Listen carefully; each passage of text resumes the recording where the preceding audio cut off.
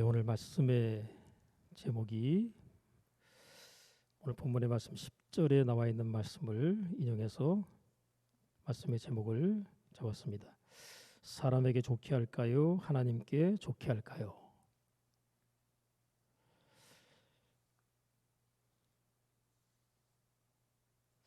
우리는 세상 살아가면서 끊임없이 선택을 하며 살아갑니다. 그 선택이 옳은 선택이든 그런 선택이든 계속적으로 선택해야 될 상황이 끊임없이 주어지는데, 그 끊임없이 주어지는 선택을 계속 반복적으로 하면서 살아가는 결과가 우리의 삶 가운데 그대로 반영이 됩니다. 특별히 우리가 예수 믿고 하나님의 자녀로서의 삶을 살아갈 때 선택해야 되는 그 선택의 어떤 그 고민은 예수 믿지 않는 세상 사람들이 하는 선택과는 또 다른 선택으로서의 고민이 되는 경우들이 상당히 많습니다. 예수 믿지 않는 사람들과는 구별된 어떤 말과 행실들을 따로 하며 살아야 되기 때문에 그것이 고민이 될 수가 있어요. 그러나 그럼에도 불구하고 그런 고민을 우리가 믿음으로 하나님께서 기뻐하시는 선택으로 선택하며 나가는 것이 하나님께서 기뻐하시는 올바른 신앙 생활입니다. 지금 코로나가 발생한 지 벌써 1년 반이 넘어가는 그런 이제 시점이 있는데, 상황이 더 나아진 것이 아니라 상황이 더 안 좋아진 결과처럼 보여지고 나타납니다.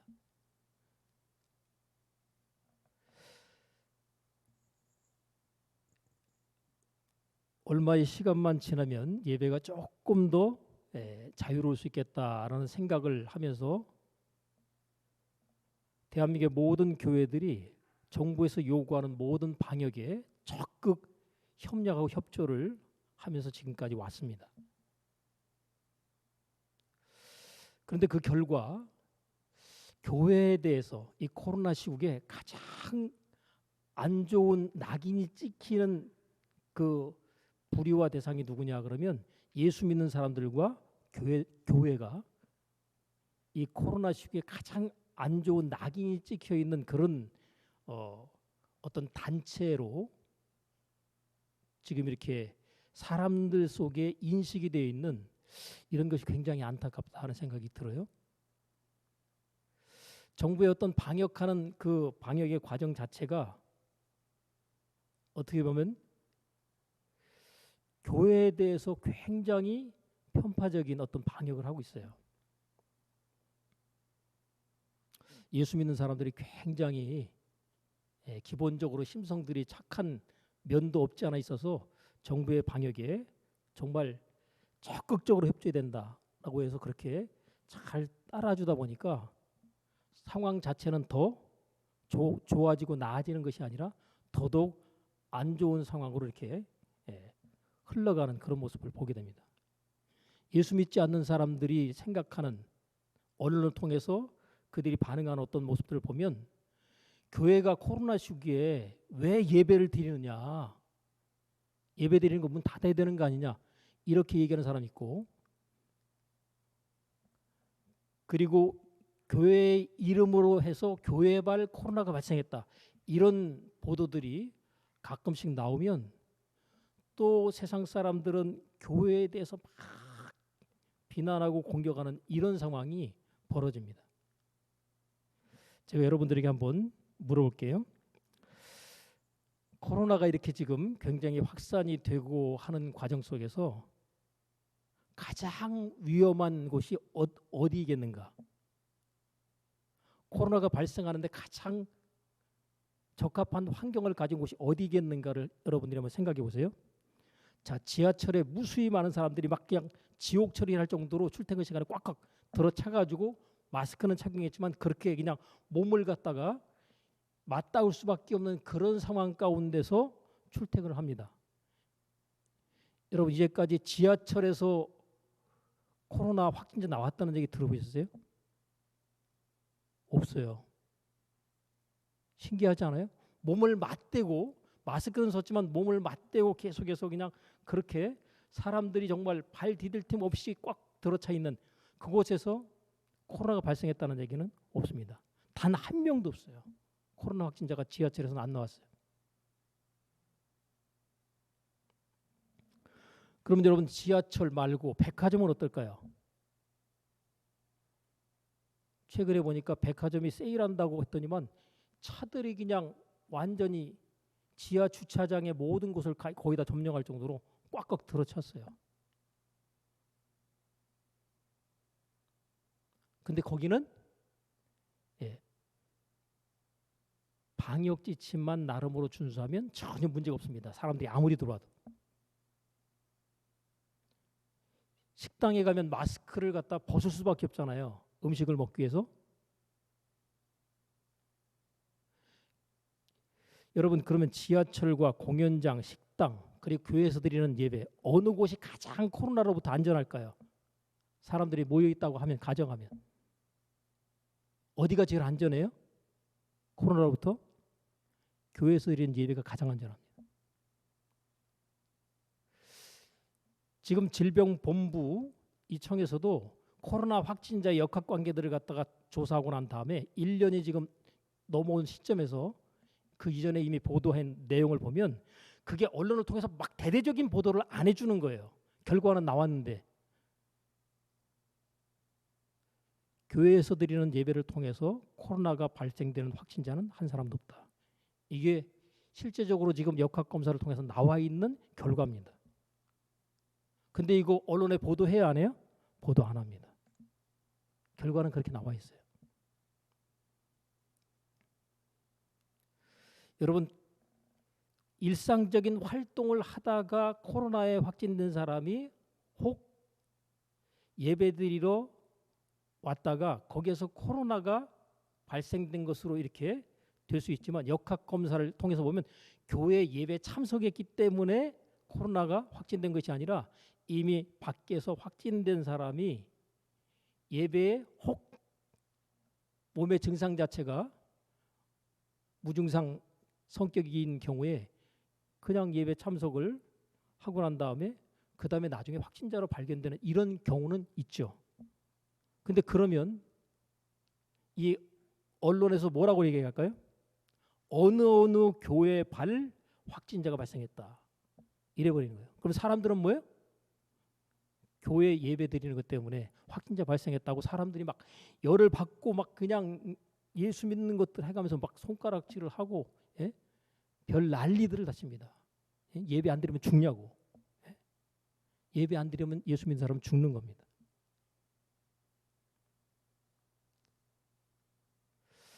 여러분 식당 문 닫을 수가 없어요. 백화점 문 닫을 수가 없어요. 지하철 사람들이 그 많은 사람들이 왔다 갔다 하는 거 그거 단속할 수 없습니다. 심지어는 유흥업소만도 못한 취급을 교회 예배가 받고 있고 PC방 출석 오고 가는 사람들 그 사람들 PC방에서 게임하는 사람들한테 주는 혜택보다 교회에서 드리는 예배에 대한 그 예배가 오히려 더 소홀히 취급되고 있는 그런 상황이 지금 현재 코로나 상황입니다. 이런 상황에 교회는 어떻게 대처하고 있는가?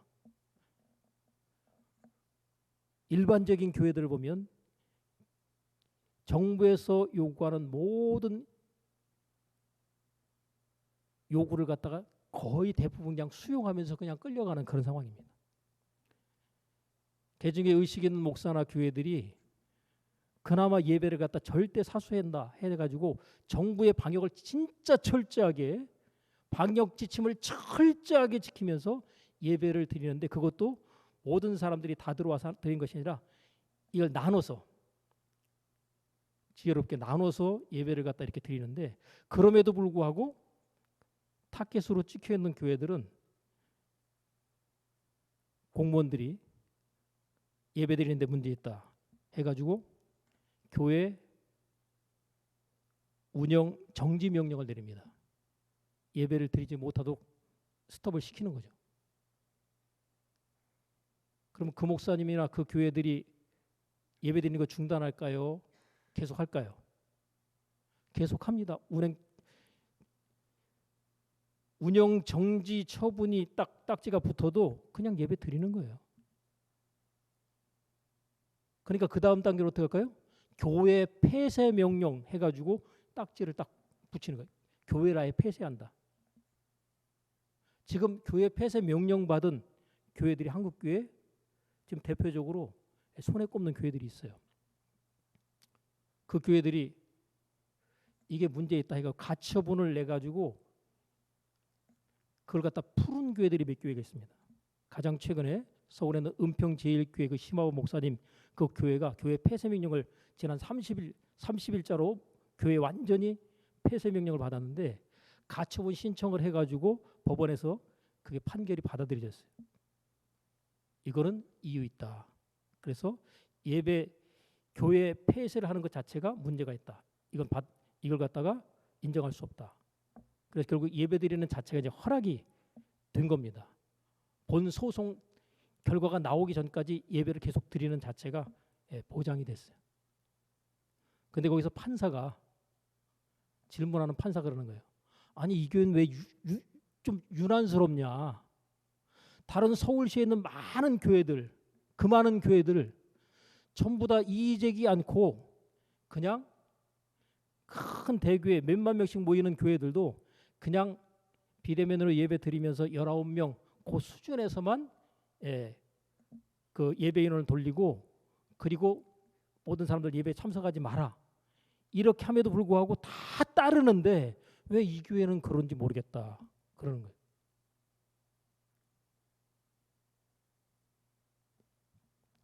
그러니까 전체 교회들이 한 목소리를 안 내고 특별한 몇몇 교회가 되니까 그 교회들이 이상한 교회가 돼버린 거예요. 예배를 사수하려고 하는 교회들이 이상한 교회고 예배 사수를 안 하는 교회들이 뭐예요? 그 교회들이 마치 정상적인 교회처럼 돼버린 거예요.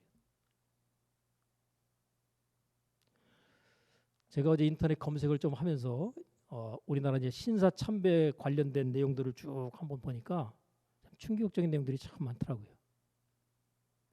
여러분 우리가 예수 믿는 믿음 안에서 너 예수 믿을래 안 믿을래 그랬을 때 나 예수 안 믿겠다는 살려주고 예수 믿는다 그러면 바로 죽인다고 하게 되면 예수 안 믿겠다고 할 사람들이 거의 대부분일 가능성이 높아요. 아마 90% 정도는 예수 안 믿겠다고 할 사람들이 나올 겁니다. 여러분 예수 믿는 믿음 안에서 하나님께서 우리에게 주시는 가장 큰 영광스러운 복이 있다면 그게 바로 순교할 수 있는 복입니다.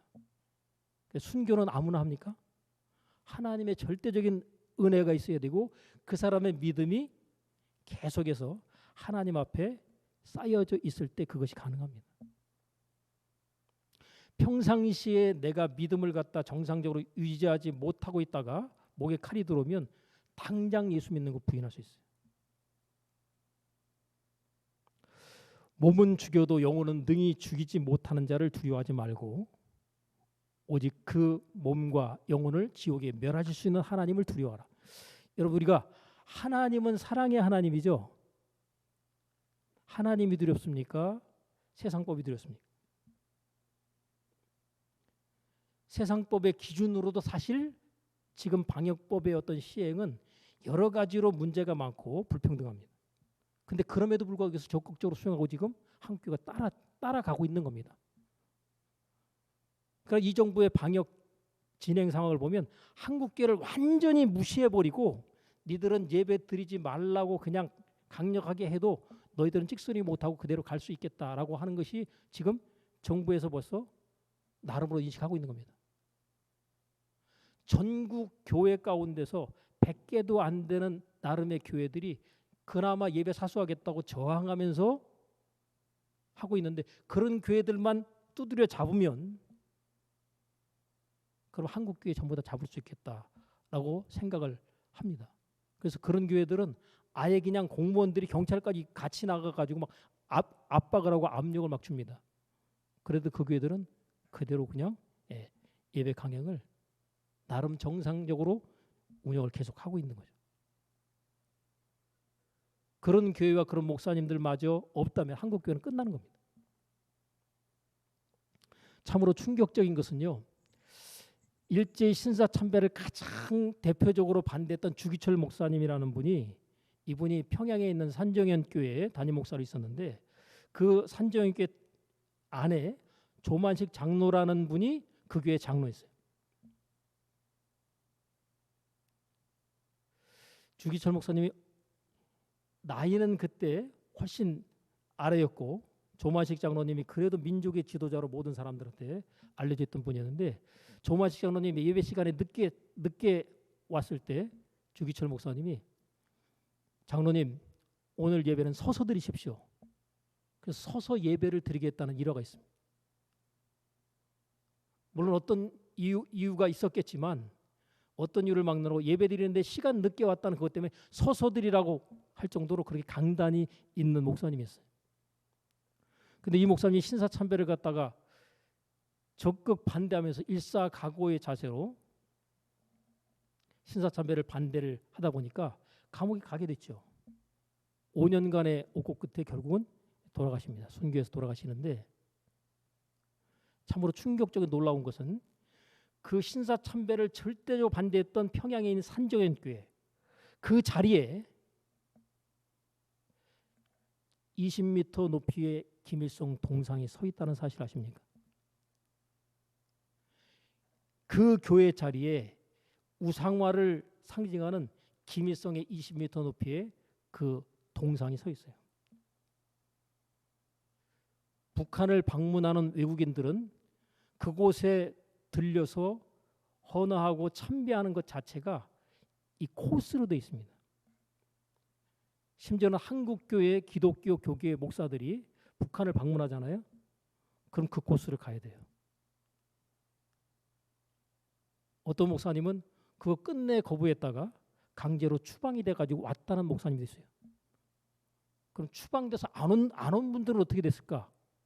라는 것도 우리가 한번 생각해 보면, 그분들은 형식적으로라도 거기에 참여하지 않았을까 하는 생각도 가져옵니다. 북한에 어떤 형태의 이유로든 가는 것 자체가 별로 바람직하지 않은 것 같아요. 틀림없이 그것을 강요를 받습니다. 심지어는 미인계를 통해 가지고 그냥 집어넣는데요. 거의 알몸이다시피 한 속옷 입고 들어오는 여자를 갖다가 그냥 방에다 집어넣는답니다.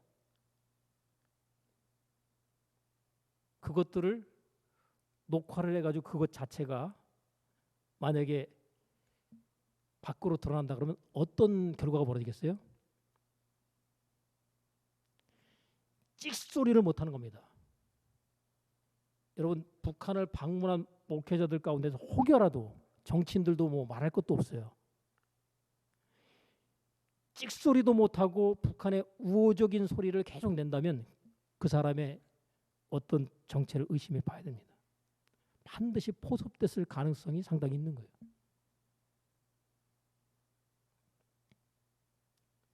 여러분, 한 번 걸려들면 거기에 꼼짝을 못하는 겁니다.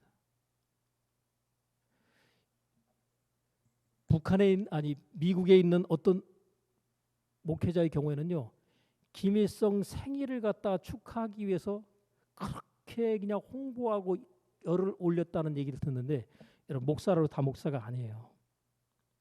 지금 한국 교회 굉장한 위기입니다. 세계교회협의회라고 하는 그런 단체가 있는데, 말로는 세계교회협의회인데 여기에 모든 다른 타종교회의 집단들을 전부 다 받아들이고 같이 행사를 하는 이런 곳이 바로 세계교회협의회예요.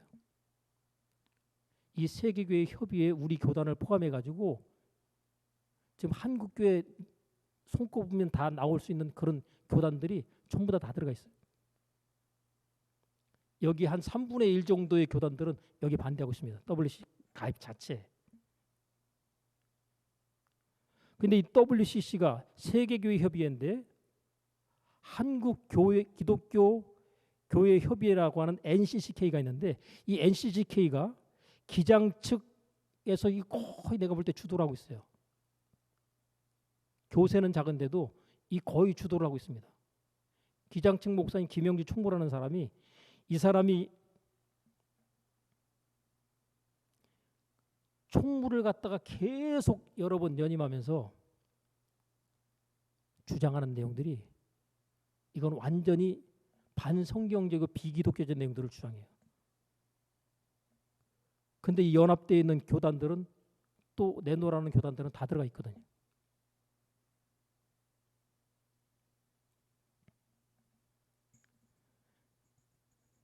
동성애를 갖다 인정하고 또 동성애자인 사람에게 인권상을 갖다가 수여했습니다. 이 NCCK에서. 여러분 동성애 자체를 성경에서 어떻게 말하고 있는가를 우리가 잘 봐야 됩니다. 소돔과 고모라 성이 유황불비가 떨어져 가지고 하나님께서 심판하시는 심판의 증거가 됐는데 그곳에 남자의 모습을 하고 들어갔던 천사들이 둘이 있었잖아요. 거기에 소돔 고모라 성에 있던 남자들이 몰려갑니다. 그 두 남자를 내놓으라는 거예요. 그들과 오늘 우리가 상관하겠다. 동성애하겠다는 겁니다. 오죽하면 롯이요 자기의 딸들을 내어준다 그랬는데 여자들 싫다는 거예요. 그 남자들을 끌어내라는 거예요. 상황이 그 지경입니다. 근데 여러분 지금 한국교회에서 동성애자들을 갖다 옹호하는 법을 갖다 계속해서 지금 발의를 하고 있고 그것을 호시탐탐 기회를 엿보면서 그걸 갖다 지금 통과시키려고 하는데 한국교회에서 나름으로 그것에 대해서 반대를 하고 있지만 반대의 목소리가 사그러드는 어떤 때 어느 날 갑자기 그 법이 통과될지 몰라요. 평등법이라는 이름으로. 좋죠, 이름. 평등법. 그죠? 네, 동성애자들도 일반인들이 차별하면서 함부로 되면 안 된다는 평등. 여러분 차별금지법 이름 되게 좋죠. 거기에 동성애자들에 대해서 문제 제기하면 법적으로 처벌받는 법이 차별금지법입니다. 근데 난 참으로 신기한 게 지금 한국교회가 예배드리는 것과 예배드리는 것에 대해서 이렇게 단속하고 있잖아요. 여러분 백화점하고 이 교회 예배하고 차별이 돼야 안 돼요? 엄청나게 차별이 되고 있거든요. 근데 그런 건 차별이라고 생각을 안 해요. 여러분 북한이라고 하는 나라 자체는요 종교의 자유가 있습니다. 말로는. 근데 예배 금지예요. 만약에 예수 믿는다. 그거는 정치범 수용소로 가든지 죽든지 둘 중에 하나입니다. 여러분 법이 있어도 법이 제대로 기능하지 못하는 그런 어떤 문제가 공산사회에 있는 겁니다. 여러분 더욱더 충격적인 것은요. 서울시 교육감의 재량으로 유치원에서부터 초중고등학교 아이들에게 동성애 교육을 시키는 거예요. 동성애 자체가 그게 문제가 없다고 가르치는 겁니다. 그리고 사회주의와 공산주의 어떤 사상에 대한 것도 가르치도록 하는 게 의무적으로 지금 가르치고 있어요. 그 법을 갖다가 또 국회의원들이 발의를 하고 있습니다. 여러분 예수 믿는 사람들이 그냥 가만히 있죠. 교회는 예수 믿는 사람들은 정치에 참여나 만든다. 그리고 가만히 있잖아요. 법 다 바꿔놓습니다. 그리고 그 법 적용을 받는 거예요. 여러분 예배 드리는 데 있어서 감염법보다 헌법이 더 상위에 있잖아요. 예배 드리는 법이 더 높은 법입니다. 종교의 자유가 있기 때문에. 그런데 감염법은 하위의 법이에요. 급조해서 만든 법인데 이 법으로 지금 종교의 자유를 완전히 지금 침해하고 있는 겁니다. 그럼에도 불구하고 예수 믿는 사람들이 여기에 대해서 적절하게 대처를 안 하고 있고 한 목소리를 안 내고 있는 거죠. 왜 그런가? 소수의 교회와 목회자들만 소리를 내고 전체의 교회들은 전부 쥐죽은 듯이 정부 시책에 따른다. 이렇게 되는 거죠. 교계의 지도자들이 대통령을 만나기도 하고 질병관리본부하고 협의를 해가지고 겨우 만들어낸 게 뭐냐면 10% 예배 드릴 수 있다. 현장에서 10% 예배 드릴 수 있다. 이거를 받아냈는데 이걸 받아가지고 요 정도 수준에 만족하면 안 되잖아요. 10% 현장에서 예배하는 것을 허락받아가지고 이걸 환영한다고 그냥 발표를 해버린 거예요. 아니, 협상을 하려면 좀 제대로 해야죠. 10% 허락받고 그걸 갖다가 그냥 환영한다고 해버렸으니 그것도 감지독재 해가지고 허락을 받아버린 거예요. 환영으로. 그러니까 이 한국교회 이거 그냥 쭈물딱쭈물딱 마음대로 해도 되겠구나. 이렇게 정부에서 볼 수밖에 없는 거죠. 어떤 분은 우스갯소리로 그런 얘기합니다.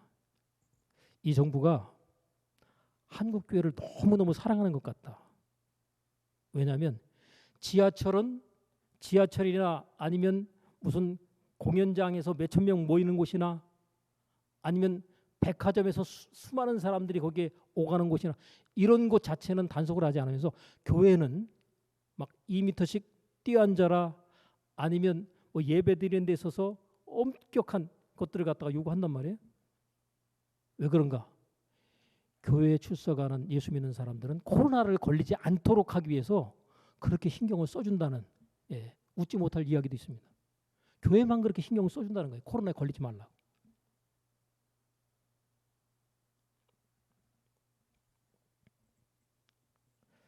여러분 어떤 분은 그런 얘기를 하더라고요. 비대면 예배라는 말 자체가 누가 만들었는지 모르지만 물론 예배를 갖다가 드리기 어려운 특성 있는 사람들이 영상을 통해 예배를 드릴 수 있어요. 그러나 이 비대면 예배를 갖다 정부에서 드려라라고 딱 할 때 그것에 대해서 아무런 겁 없이 받아들이게 되면 어떤 현상이 벌어지겠어요? 예수님께서 예수 믿는 사람들이 이렇게 얘기하죠. 너희는 뱀처럼 지혜롭고 비둘기처럼 순결하라 그랬어요. 예배 드릴 때 예배 드림의 순결성을 지키기 위해서 어떻게 해야 돼요? 뱀처럼 지혜로워야 되거든요. 법적인 부분에 대해서 적극적으로 이것을 갖다가 대처하는 그런 어떤 모습을 보여야 되는데 그냥 무방비로 당하고 있는 이것들이 너무 안타깝다는 거죠. 여러분 비대면으로 콘서트를 드린다는 얘기 들어보셨어요? 사람들 전부 가지 않고 공연장에 안 가고 그냥 콘서트 한다. 그런 얘기 들어봤어요? 비대면 콘서트 없죠. 비대면 예배도 없는 겁니다. 없는 말을 지어내가지고 그것을 갖다가 사람들이라 하여금 머릿속에다 박아놓으면 그것 자체를 갖다가 받아들이게끔 학습을 하고 있는 거죠. 여러분 세상의 법적으로 봐도 헌법이 상위의 법이고 행정명령은 하위의 법입니다. 우리가 하나님 앞에 예배를 드릴 때 정부의 방역에 적극 협조를 해야죠. 그래서 모든 방역 지침을 철저하게 지키면서 예배를 드릴 때 이것 자체 문제가 없는 거예요. 사실은. 결국은 뭐예요? 확진자가 발생해서 나왔을 경우에 문제를 갖다가 이제 살피게 되는 거거든요. 여러분 죄도 아직 안 졌는데 너 죄질 거지. 그러니까 안 돼. 하고서 계속해서 죄 못 짓도록 사람을 갖다가 감시하고 문제 제기하고 이렇게 이건 엄청난 인권 침해 아닙니까? 예배 드리는 예배에 대해서 확진자가 발생할 수 있다는 가정하에 예배를 못 드리게 하는 거예요. 그럴 것 같으면 확진자가 발생할 수 있는 가정하에 어떻게 되겠어요? 백화점도 가면 안 되죠. 더 문제가 심각할 수 있는데. 발생하고 난 다음에 대처해야 되는데 발생하지 않은 상황부터 완전히 문제 제기를 하는 겁니다. 방역 지침을 철저히 준수함에도 불구하고. 그러니까 백화점은 방역 지침만 지키면 사람의 숫자가 아무리 들어가도 상관없고 교회는 방역 지침을 철저히 지켜도 거기는 비대면으로 해라. 이게 정부에서 얘기하는 방역에 대한 요구입니다. 여러분 전에 그 광화문에서 그 집회할 때 그때 100명이 넘느냐 마느냐 할 고무렵이었어요. 그때 집회가 광화문에서 있었잖아요.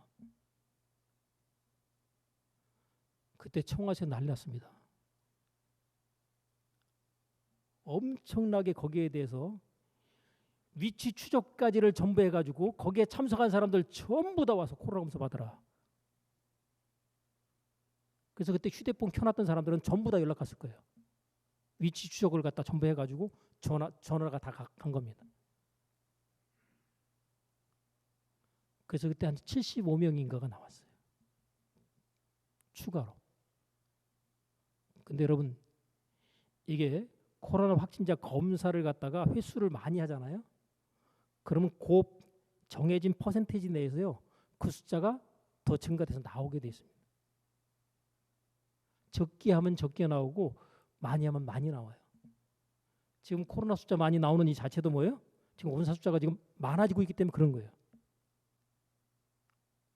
여러분 OECD 그 국가 가운데서 이 코로나 검사를 갖다가 하는 데 있어서 우리나라는 OECD 국가들이 검사하는 검사의 그 숫자보다 5분의 1에서 10분의 1 정도로 그 검사 수치가 적다는 거예요. 그러니까 저쪽은 10,000명 나온다 그러면 우리 얼마 나와요? 1,000명 수준, 1,500명 수준 이렇게 나오는 게 그러니까 숫자를 늘리면요 많이 나오고 숫자를 줄이면 적게 나와요. 이걸 갖다가 얼마든지 조절할 수가 있다는 거예요.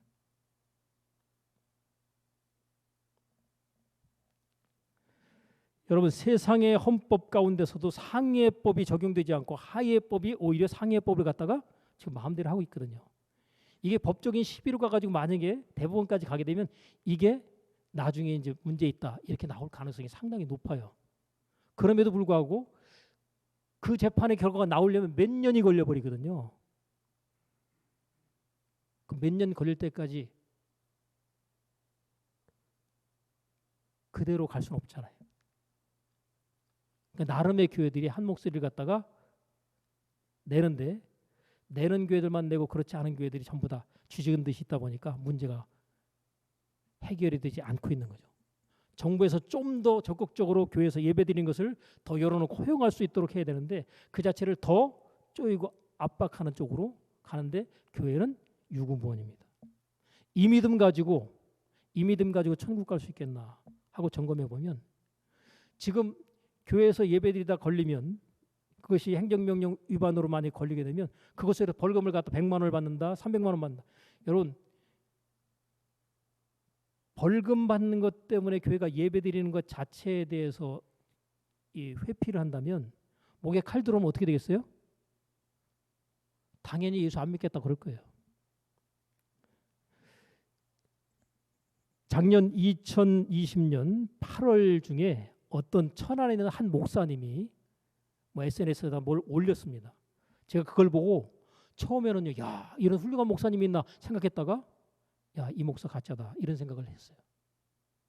내용을 제가 한번 읽어드릴게요. 교회 입구에다가 이 목사님이 본인 친필로 아예 글씨를 썼더만요. 이렇게 썼습니다. 예배를 드린다고 칼이 들어올 때 목숨을 걸고 예배 드리는 것이 신앙입니다. 훌륭한 목사님 아닙니까? 그죠? 예배를 드리는데 칼이 들어와요. 그러면 그때 목숨 걸고 예배 드리는 게 신앙이래요.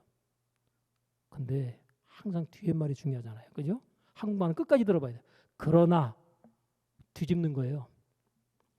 예배 모임이 칼이 되어 이웃의 목숨을 위태롭게 하면 모이지 않는 것이 신앙입니다. 우리 교회는 모든 모임을 잠정적으로 연기하고 모든 예배를 가정 예배로 전환합니다. 할렐루야. 이게 웬일입니까? 이 목사님 훌륭한 목사님이죠. 정부 시책에 100% 협조하는 목사님. 그죠? 자 오늘 말씀해 주면 내가 사람에게 좋게 하랴 하나님께 좋게 하랴. 이 목사는 뭘 선택한 거예요? 사람들한테 비난 안 받겠다는 거예요.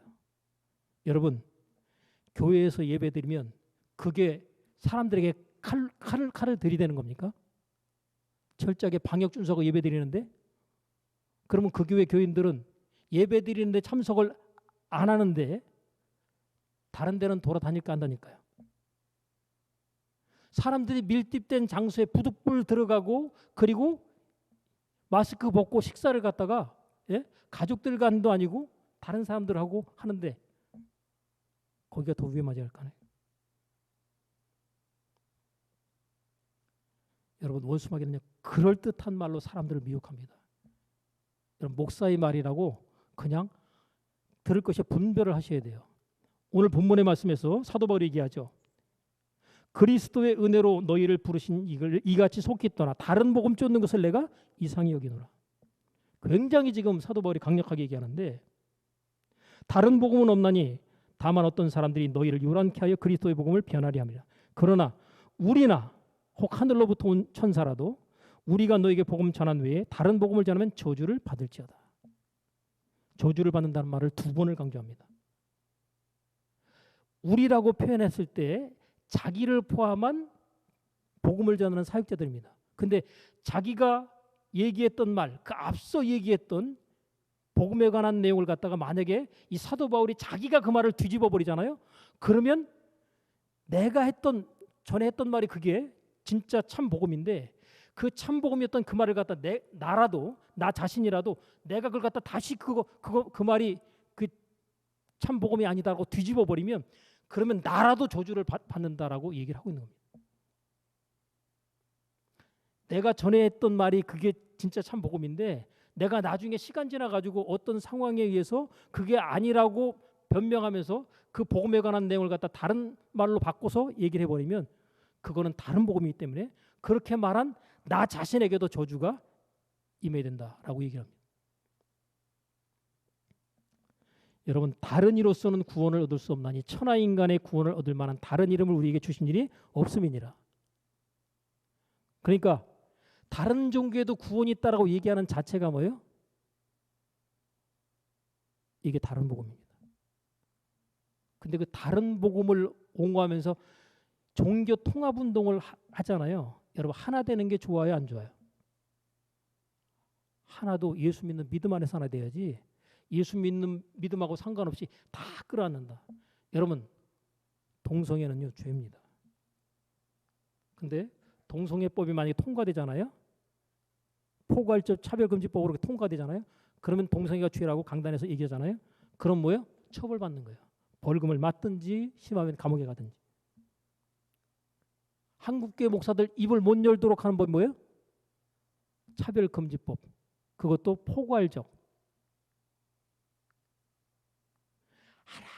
하나씩 원수마귀냐 하나씩 물고 들어오는 겁니다.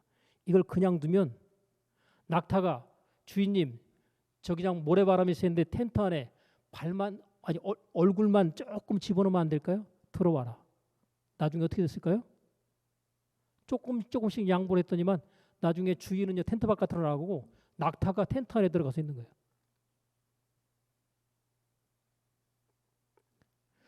여러분, 만약에 한국 교회가 한 목소리 하나가 딱 돼가지고 그냥 우리는 예배를 절대 사수하겠다, 방역 지침을 철저히 지키는 가운데 우리가 100% 예배 드리는 것은, 그러니까 우리가 드리는 예배 공간 안에 적어도 한 50% 드리겠다, 이 정도를 갖다가 양보할 수 없는 것을 딱 선언하고 한 목소리를 딱 내보면 어떻게 될까요? 정부에서 허락할 수밖에 없습니다. 그런데 문제는 소수의 몇몇 개만 소리를 내고 전체 교회가 소리를 안 낸다는 게 문제가 있는 거예요. 여러분, 우리가 가장 자랑스러워하는 것이 있다면 일제시대 때 3.1운동을 통해서 만세를 외쳤던 사건 있잖아요. 그 만세하다가 잡히면 뭐예요? 감옥 가는 거예요. 근데 그거 알고도 뭐예요? 그렇게 많은 우리 민족의 선열들이 했다는 자체가 이거 엄청난 일입니다. 유관순이 그때 당시 몇 살이에요? 16살이에요.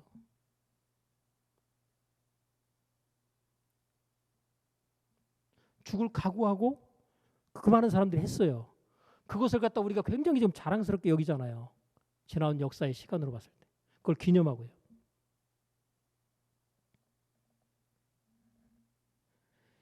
여러분, 예수 외에 구원이 있다는 사실에 대해서 그걸 받아들이는 거 다른 복음입니다. 동성애 자체를 갖다가 하나님의 사랑으로 끌어낸다. 회개하고 난 다음에 그것이 죄라는 사실을 인식하고 거기서 돌이키려고 하거나 돌이키는 사람에게 우리가 하나님의 사랑을 끌어안는 것이 동성애 자체가 문제없다 하고 그냥 끌어안고 인정해줘 버리면 그 사람들이 동성애에서 팍 돌아설까 안 설까요? 안 서는 거예요. 법적으로 그냥 만들 필요가 없어요. 그냥 두면 됩니다. 근데 왜 그걸 만드느냐? 동성애자들을 갖다가 보호하겠다는 것을 명목으로 삼지만 뭐예요? 그게 바로 교회 자갈 물리는 법이 되는 거예요.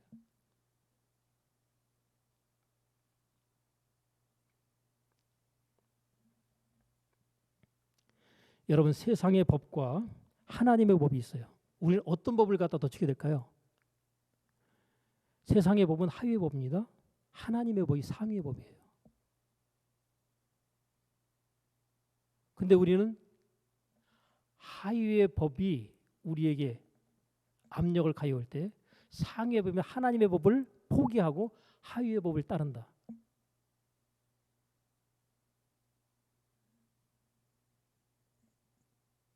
그러면 그 사람의 믿음은 죽은 믿음이에요. 여러분, 죽은 믿음으로는 천국 갈 수 있을까요? 못 갈까요? 죽은 믿음으로 천국 못 가는 겁니다. 그래서 교회 안에 있어도 구원받지 못할 사람이 섞여 있을 수 있다는 사실을 우리가 인식해야 됩니다. 그게 혹시 내가 될 수 있지 않은가라는 생각할 때 지금 우리가 현재 신앙생활을 하고 있는 그래도 어떤 신앙적인 자유가 보장되고 예배의 자유가 보장되어 있는 이 현 상황 가운데 우리가 하나님 앞에 예배의 중요성을 인식하며 신앙생활을 할 수 있어야 됩니다. 평상시가 나중에 어떤 위기 상황 왔을 때 그것을 결정하는 거예요. 평상시에 그냥 적당히 하고 그냥 뭐 대충 하고 그렇게 하다가 위기가 딱 오면 어떻게 대처하겠어요? 그냥 모른다고 부인하는 겁니다.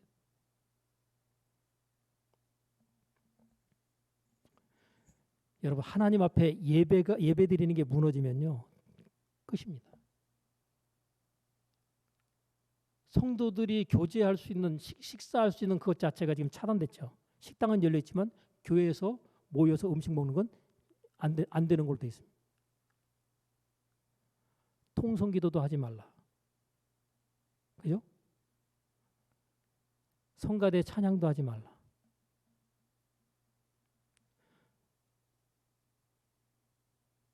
또 뭐도 있을까요? 심지어는요, 참 희한하대요. 교회에 비치되어 있는 성경이나 찬송가 그것도 손대면 안 된다. 그게 방역 지침이에요. 기가 막히죠? 교회에 대해서는 얼마나 그렇게 확진자가 나올까 봐 걱정하고 염려를 해주는지 정부의 방역이. 에? 교회 밖에 사람들은 전부 다 내놓은 사람들이에요. 코로나 걸리거나 말거나 신경 안 쓰는. 근데 교회 사람들만 그렇게 철저하게 코로나 걸리지 않도록 하는 그 방역법. 불평등입니다. 뭔가 형평에 맞으면 교회에서 거기에 대해서 목소리 내는 것 자체가 문제가 있지만 이건 뭐 그냥 전부 허점투성이의 방역 지침을 갖다가 지금 한국교회 요구하고 있는데 한국교회가 지금 아무 소리를 못 내고 있는 것이 참으로 답답한 일이죠. 그래도 이게 평택 그 순복음교회 그 강한식 목사님 가끔 소리 내더라고요. 거기에는 예배 드리는데 좀 앞장을 서더만요. 대표적으로 부산에 있는 세계롭교회 이 교회가 진짜 목숨 걸고 예배드립니다. 이분은 제가 볼 때 하나님이 아예 그런 일을 이런 때에 쓰시려고 아주 부르신 것 같아요. 그분이 군대 가가지고 이등병 때 완전히 그 고참들한테 쪼이다 까이고 맞으면 보통 못 가잖아요. 예? 교회 갔다 오겠습니다 하고 가는 거예요. 두드러 팼는데 맞고서 그냥 저 갑니다 하고 가는 거예요. 저는 이거 완전 또라이 아니야 저거? 저 미친 거 아니야? 갔다 왔습니다. 얼마나 압박을 받았겠어요. 그죠? 근데 두드러 맞고 또 가는 거예요. 그거를 반복하니까 나중에는요. 야 내버려둬. 저 완전히 또라이야 또라이. 그 과정을 극복했더라고요. 그 목사님이. 그리고 나중에는 그 박해했던 사람 가운데 또 교회 다니는 사람이 있었더만요. 또 교회에서 성가대까지 했었대요. 예? 군대 오기 전에. 근데 믿음 다 까먹고 있었는데 그렇게 믿음을 갖다 지키는 행동을 보고서요. 나중에 실토하더래. 야, 나도 교회 다녔고 성가대까지 했어. 여기 와서 완전히 쉬고 있었는데 너 보니까 다시 믿음에 대한 도전이 생겼다. 나도 같이 교회 나가자. 그래서 그 병장인 사람이 그 자기 밑에 사람 따라가지고 교회를 가게 되고 그 영향력이 그 부대 전체에 영향을 끼쳐가지고 예수 믿는 사람들이 그렇게 많이 늘어났다는 거죠. 그런 목사님이 나왔으니 이건 뭐 죽으면 죽으리라 하지 않겠어요?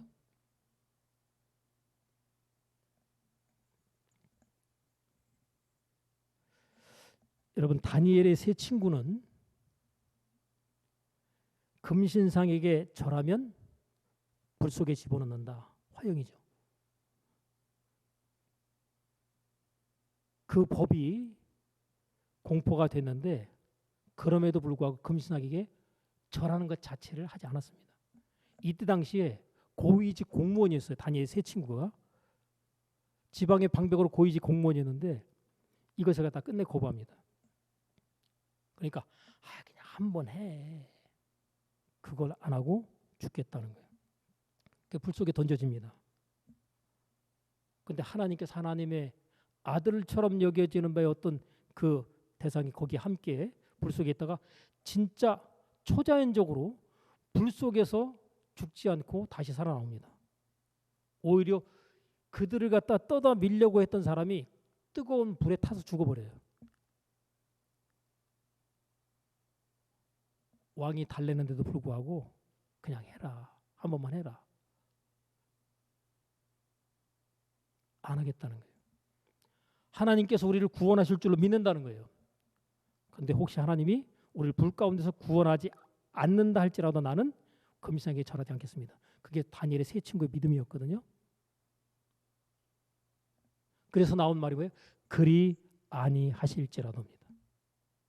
하나님이 구원해 주시면 감사하지만 구원해 주지 않고 순교로 가게 되더라도 그 자체가 영광이라고 그냥 간 거예요. 근데 구원을 받았어요.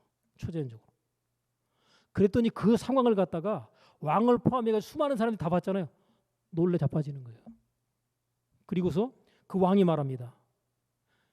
다니엘이 이 세 친구들이 믿는 하나님을 찬송할지어다.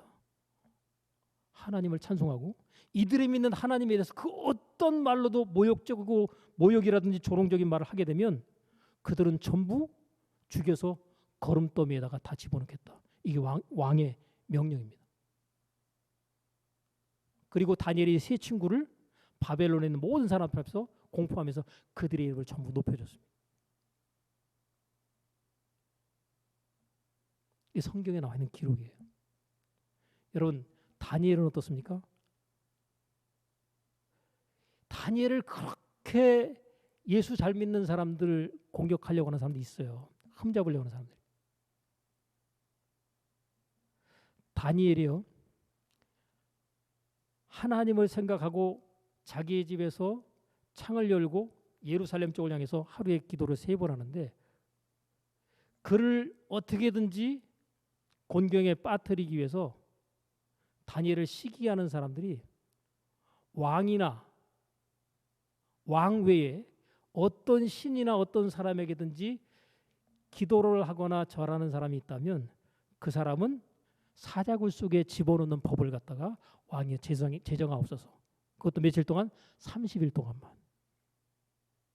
근데 그 30일을 안 참고 다니엘이 그냥 왕의 그 명령이 떨어졌음에도 불구하고 그냥 평상시처럼 그냥 하나님 앞에 기도를 하루에 3번 했다는 거예요. 그랬더니 그 법을 만들도록 종용했던 신하들이 바로 고소 들어오죠. 왕이요. 다니엘이 왕의 명령을 어기고 범죄했습니다. 그래서 결국 사다굴로 들어가죠. 근데 하나님께서 그 굶주린 사자굴 속에서 천사를 보내가지고 사자들이 입을 막아서 다니엘을 보호해서 거기서 나오게 합니다. 그리고 다니엘을 갖다가 시기해서 죽이려고 했던 그 신하들, 그들과 그들의 가족들을 갖다가 그 사자굴 속에 집어넣습니다. 이게 성경에 나와 있는 기록이에요. 우리가 신앙생활을 이제까지 편안하게 쭉 해왔는데 이 편안하게 해오다가 이 코로나라고 이 사태를 통해서 우리의 믿음과 신앙을 하나님께서 한번 확인해 보시는 그 상황이 왔습니다. 뭐 순교까지는 아니더라도 벌금일 때 어떻게 할 거냐. 사실 몇백만 원 벌금 자체가 작은 교회는 이건 굉장히 부담스러운 금액이죠. 근데 큰 교회는 몇백만 원 벌금 전혀 문제 안 되지만 큰 교회 목사님들 나름으로서 가지고 있는 기득권의 자리와 위치에서 그것을 유지하려고 하게 될 때 정부의 공격과 압박이 얼마나 부담스럽겠어요. 그 심정은 이해가 됩니다. 그러나 시간이 지나가면 역사가 그것을 갖다가 말하거든요.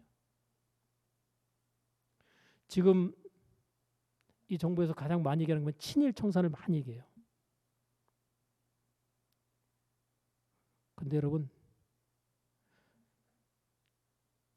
일제시대 때 독립유공자가 아닌 사람들 가운데서 친일 안 한 사람도 있을까요?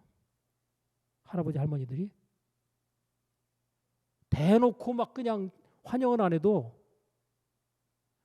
다 직간접적으로 뭐예요? 다 협력했잖아요. 그죠? 그럼 창씨 개명한 사람 다 친일이네요. 안 하면 여러 가지 압박 때문에 했는데 거의 일반 국민들이 거기에 따랐다면 그러면 대한민국이에요. 친일 빼고 대한민국에 친일 안 한 사람 빼고서 독립유공자만 뽑는다면 대한민국에 거의 제가 볼 때는요. 8, 90%는 전부 다 이거 친일에 해당되는 사람들이에요. 근데 어떤 사람 막 친일을 거품을 물고 막 얘기하는 사람 있잖아요. 그 사람 할아버지 할머니 조사하니까 그 사람이 친일이에요. 아니 국회의원 가운데 그렇게 거품 물고 친일 총선 막 그러는데 그 사람 뒷조사해 보니까 그 사람이 친일이더라고. 예? 자기 할아버지 할머니가. 그러면 얘기하면 안 되죠. 여러분 영락교회 그 존경받던 한경직 목사님 아주 뭐 목회자 가운데 성자라고 할 정도로 인정을 했어요. 근데 그 목사님이 은퇴하고 난 이후에 제가 일제시대 때 신사참배를 한 죄인입니다 하고 고백했잖아요. 사람들이 성자라고 추앙하니까 나는 신사참배를 하는 데 있어서 거부하지 않고 신사참배를 한 하나님 앞에 죄인입니다. 그나마 그 고백을 가야 통과하는 거예요.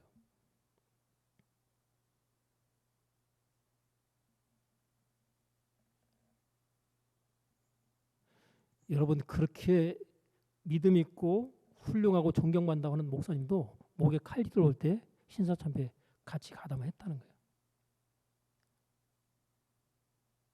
여러분 일제시대에 친일에 있어서 가장 앞장섰던 사람들이 있었어요. 그 사람들에게 나중에 이제 갑작스럽게 해방이 되면서 그 사람들한테 왜 친일했냐 물어봤어요. 그랬더니 뭐라고 얘기한 줄 아세요? 일본이 이렇게 허무하게 망할 줄을 몰랐다는 거예요. 우리나라 계속해서 일본이 워낙 힘이 셌기 때문에 우리나라가 해방한다는 건요. 꿈에도 있을 수 없는 일이라고 생각했기 때문에 친일했다는 거예요. 그것도 강력하게.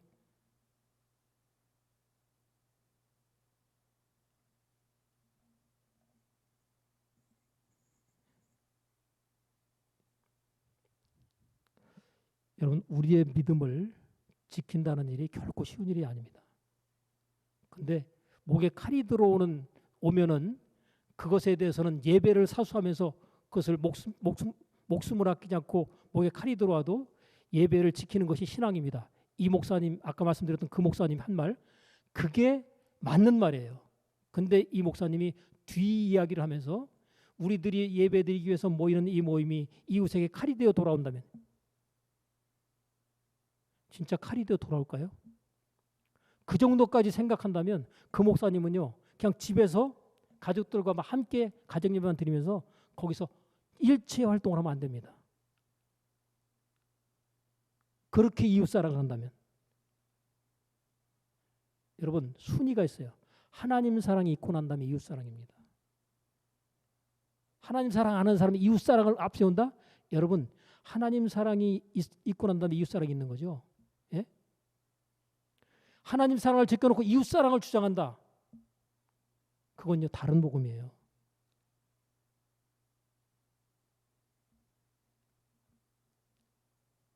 하나님 앞에 예배하는 것에서 그 안식일을 지켜서 그날을 거룩하게 지키라는 그 계명 자체가 하나님 사랑하기 때문에 하는 겁니다. 하나님을 안 사랑하는 사람은 그거 안 해요.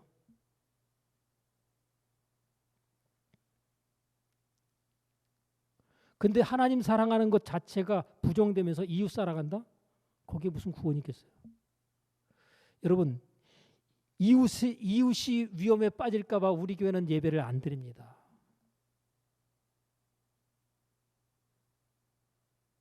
이 목사님 그렇게 하면 지옥 갑니다. 나중에라도 이거 취소하셔야 돼. 천국 가시려면. 사람들에게 듣기 좋은 말, 우리가 정부에 협조를 하더라도 철저한 방역을 지키는 것 자체로서 협조를 우리는 해야 됩니다. 그러나 예배 드리지 말라고 하는 것에 대해서 협조해달라고 할 때는 그것 자체를 협조할 수가 없는 거예요. 예배는 협조의 대상이 아닌 거죠. 예? 하나님께서 하나님의 자녀 우리들에게 요구하시는 예배를 통해서 찬송과 영광을 받으시는 것이 하나님께서 원하시는 건데 그것 자체를 갖다가 하지 말란다고 그냥 안 한다? 여러분 북한에서도요 예배를 몰래 드리긴 하지만 예배를 갖다 드리려고 찬송을 갖다 부르면 안 되기 때문에 소리를 발성을 안 내고 찬송을 부르면서 예배를 드렸다는 거죠. 얼마나 처절합니까? 그럼에도 불구하고 몇몇 사람이 모여서 예배를 드리고 했다는 거죠. 우리가 지금 예배의 자유가 지금 완전히 보장이 됐는데 이 보장된 예배의 자유를 우리가 특별히 한국 교회가 깨어 인식하고 일어나서 예배의 자유를 지키고 사수할 수 있는 그런 것이 되어야 됩니다.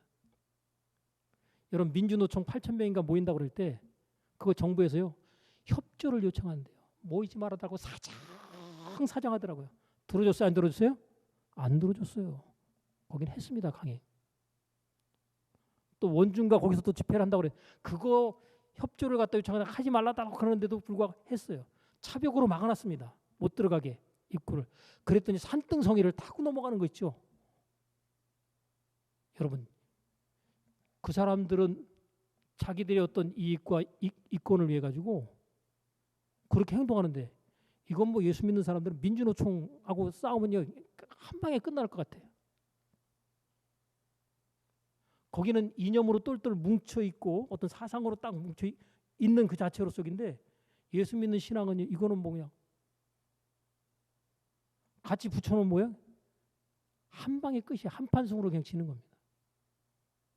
우리도 강력하게 예배를 갖다 사수하고 지키겠다라고 하는 것에 대해서 한국교회 목회자들이 한 목소리를 딱 내버리면요 정부가 두려워서 아유 우리가 양보하겠다 10% 하겠다 30% 해드릴게요 30% 안 됩니다 50% 거기까지는 양보하겠습니다. 이 정도는 좀 돼야 되지 않아요?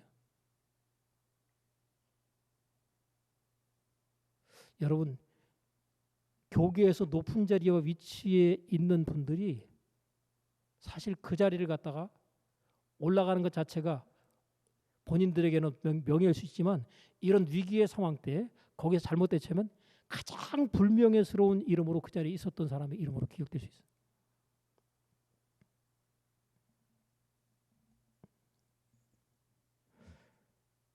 하나님께 기쁨을 드리는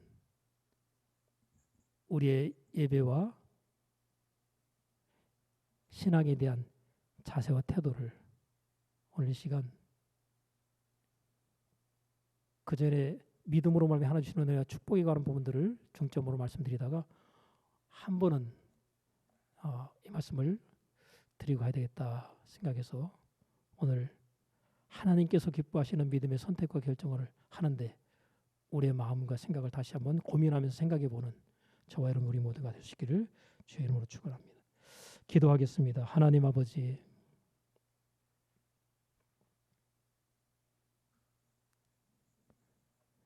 예수님께서 십자가의 대속에 죽으심으로 말미암아 우리가 죄 사함 받고 그 은혜로 말미암아 하나님의 자녀가 되었사온데